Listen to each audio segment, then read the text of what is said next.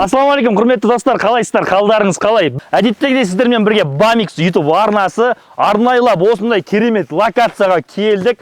Біздің қолымызда тұрған мотоциклдерді сіздерге барынша жеткізу үшін, көрсету үшін. Жігіттер, біз бүгінгі таңда 222 мен 288-ді салыстырып сіздерге айырмашылығын айтатын боламыз. Өздеріңізге айтпасам да белгілі деп ойлаймын, енді орала көріп тұрсыздар. Уже таулы тасқа арналған, қыратты жолдарға, ойлы, соқырлы жолдарға арналған мотоцикл екені. Арнайлап протекторлы, яғни балшықта да, құмда да сізді жерді қазып, сіздің діттеген орныңызға екеше жылдамдықпен жақсы посадкамен жеткізіп береді. Жігіттер, ал бізде классический модельде өздеріңіз көргендей алды арты 18-дік, асты ала салау болады.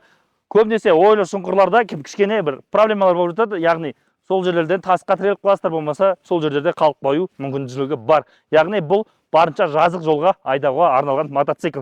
Және де бұл туралы салыстырсақ, багы темір X88-250 кубымызда, ал біздің X22-де біздің багымыз пластикпен жасалған. жігіттер.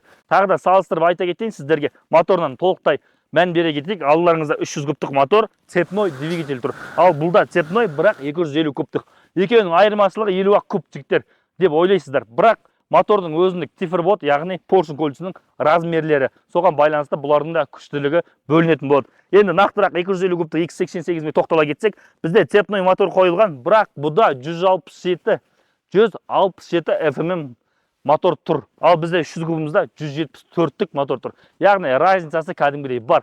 Мына больше, жігіттер, больше бензин жейді, больше күштірек, больше мықтырақ, жігіттер. Ал бұл оған қарағанда енді салыстыруға сәл төмендеу, жігіттер.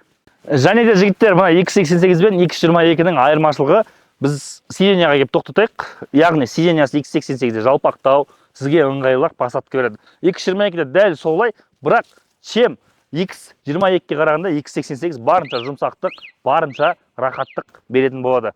Тағы да келіп тоқтатайық. Бұл жерде X88-де өте көптеген предметтері бар. Яғни бұл жерде бізде қосылған push-start қосылды, жігіттер. Push-stартпен мотоциклді оталдыруға болады. Ал бізде X22-де өкінішке орай push-start ол әлі күнге дейін қойылған жоқ, енді жақын арада болатын шығар мүмкін. Және де автозаводка сигнализация полный комплектациясында жүреді.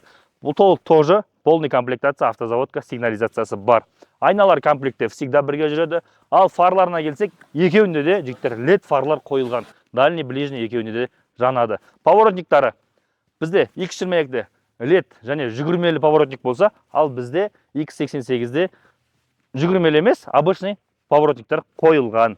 Өздеріңіз көргендегідей, мынаның багажниктарына кеп тірелейік. Міне қарасаңыздар, боковой багажниктар, задний багажник және де алдыңғы багажниктар орналасқан X88 моделімізде. Ал бізде X22-де оған салыстырғанда задний багажник қана бар, боковойлары жоқ, алдыңғы багажник жоқ. Бұл әрине эндуро мотоцикл, яғни кросс сіздер таулы қыратты жерлерге артық ештеңеге қажеті жоқ деп ойлаймын.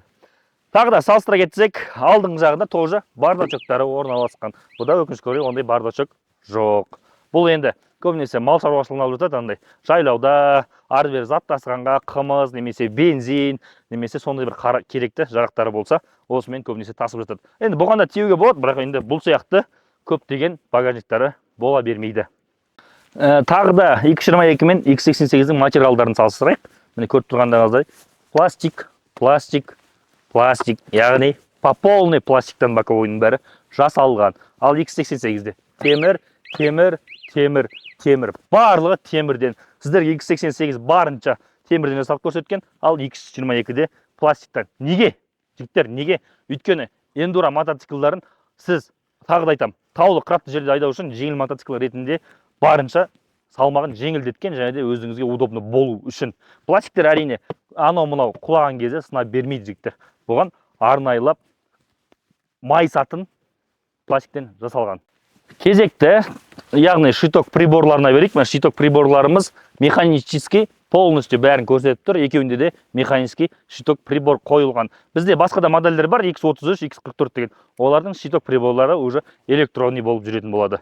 Ал дөңгелектеріне келіп тоқталсақ, өздеріңізге белгілі спицовой дөңгелектер қойылған. Чтоб сіздер шоқлақтар жүргенде бұның амортизатормен қоса спицтердегі барынша жұмсақтық берсін деген ниетпен. Ал бізде мына жақта X88-де титановый қойылған.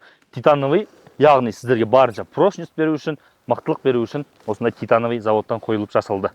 Ал құрметті достар, біз уже X88 бен X22-мізді салыстырдық барынша.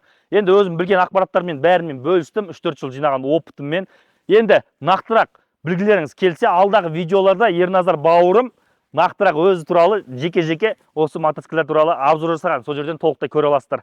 Егер де, конечно, видеомыз ұнаса, достарыңызбен бөлісіп, колокольчикті басып, астындағы подпискаға тіркеле кетіңіз, жігіттер. Алдағы уақытта керемет локациялар мен керемет видеоларды көрсететін боламыз сіздерге. Бізбен бірге болыңыздар.